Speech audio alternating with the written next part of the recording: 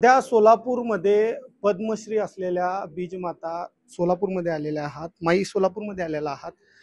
काय पहिली प्रतिक्रिया? एक मोठं काम आपलं बीजमाता म्हणून संपूर्ण देशभरामध्ये प्रसारित आहे. काय पहिली? नाही, सोलापूर मध्ये आता येते आली मी, आज कालच आले म्हणायला. आणि मी अशी प्रत्येक गावात एक एक दिवस एका गावामध्ये फिरत असते. पण माझं जे आहे आता इथे सोलापूर मध्ये मी येऊन एक बघितलं का समाजासाठी खूप कामं करतात. आणि हे सगळे टॉल लावलेले आहेत का ज्याला कोणी नाही, काही रस्त्यावरचे मुलं, काही मंदमुदीचे मुलं, हे अपंग मुलं, हे खूप टॉल लावलेले, हे खूप मुलं समाजतात, खूप काम करतात. पण याच्यामध्ये एक आरोग्याचं आणि मातीचं काम मला दिसलं नाही कोणी करताना. मग हे एवढे काम करतात मोठमोठे, तर याच्याबरोबर आरोग्याचं सुद्धा काम केलं पाहिजे आणि मातीला सुद्धा जपलं पाहिजे. ही काळी माती, ही अन्न देती माते, ही माती सुद्धा आम्ही पुढच्या पिढीनं वाचवलीच पाहिजे. माई अकोल्यातून अकोल्यातून थेट आपल्याला पद्मश्री पुरस्कार मिळाला. एका छोट्या गावातून, शेतकरी कुटुंबातून जन्म.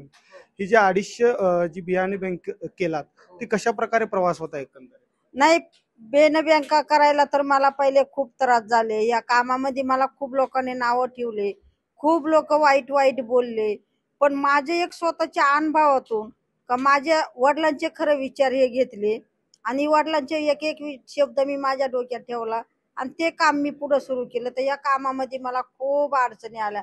मला लहान मोठं वाईट वाईट बोललं, वाईट वाईट हसलं, पण मी माझं काम न थांबता मी खंबीरपणे उभी राहता हे काम मी सुरू केलं.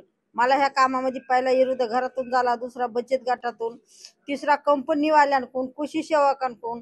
कारण कृषी सेवक हे खूप शिकलेले असतात. एक टाइम तर मला म्हणे, काय त्या राय मावशीचं ऐकता, आपण शिकलोय, आपल्या डिग्र्या झाल्या, आपलं संशोधन झालंय, म्हणजे असे खूप काही लोक बोलायचे. पण मी म्हणायचे तुम्ही आज करा, अगर नका करू बाबांनो, पण तुम्ही तुमच्या किती डिग्र्या झाल्या तरी तुम्हाला कधी ना कधी याच्याकच वळावं लागल. आणि आता सगळे डॉक्टर लोक सुद्धा माझ्याकडे येतात, बेसागरीचे मुलं येतात, कृषी सेवक पण माझ्याकडे येतात. हा एक माझा एक जीवनाचा अभिमान आहे. आणि हे काम नुसतं येऊन बघू नये, तर हे प्रत्येकानं सुरू करावा. ह्या कामाची गरज आहे. आणि हे सेंद्रिय हे कुठंतरी हरवलेले हे परत समाजाने पुढे आणलं पाहिजे. प्रत्येकाच्या बांधापासून गावठी बियाणं गेलं पाहिजे, प्रत्येक शेतकऱ्याने पिकवलं पाहिजे आणि घराघरामध्ये विषमुक्त अन्न खायला गेलं पाहिजे. जे तरुण वर्ग जो आहे तो व्यसनाधीन होतानाचं चित्र दिसते. वेगवेगळे आजार जे आहेत ते तरुणांना वाढतानाचं चित्र दिसते. आपण संक्रमित जे वाहनाचं सांगितलं होतं, येणाऱ्या तरुणांना कशा प्रकारे काय सांगाल एकंदरीत? येणाऱ्या तरुणांनी अन्न पण चांगलं खाल्लं पाहिजे, त्याच्यामध्ये व्यसनमुक्ती याच्यापासून सुद्धा दूर राहिलं पाहिजे. कारण आज खूप व्यसनमुक्ती काम, दारूचे म्हणा, काही गुटखे म्हणा, आता इथे तंबाखू बद्दल आठवण लावलेले, तर तरुण मित्रांनी याचा सुद्धा विचार केला पाहिजे.